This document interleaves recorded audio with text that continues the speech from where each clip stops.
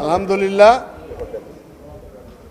দেশের একটা যুগ সন্ধিক্ষণে আমার দুর্বল স্কন্ধে বিশাল দায়িত্ব পড়েছে।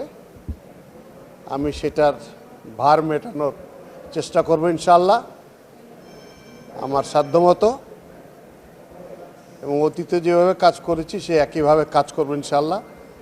আপনারা সবাই সহায়তা করবেন। আমি এখনও যোগদান করতে পারিনি। সকালে আপনারা জানেন যে দুই দফায় আপনার সংসদ সদস্যদের শপথ হবে। একটা তো তারা সংসদ সদস্য হিসেবে শপথ নেবেন, তার পরবর্তীকালে এই যে আমাদের সংস্কার সেটার জন্য শপথ নেবেন, এবং বিকেলে যে মন্ত্রিসভার শপথ হবে।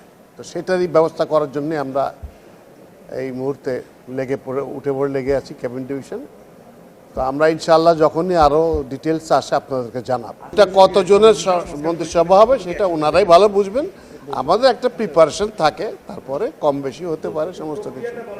তালিকা পাওয়ার পরে তাদের জন্য যে অন্যান্য সাপোর্ট লাগে, একজন মন্ত্রী মহোদয় আসেন, তার জন্য একজন গাড়ি লাগে, একজন দেহরক্ষী থাকেন, তার বাসস্থান কোথায় হবে সেগুলোর ব্যবস্থা করতে হয়, এবং তার সুরক্ষার ব্যবস্থা করতে হয়, তার অফিসকে অ্যালার্ট করতে হয়, তার নিজস্ব যে সমস্ত অফিসার কর্মচারী কাজ করবেন তাদের নিয়োগের ব্যবস্থা করতে হয়।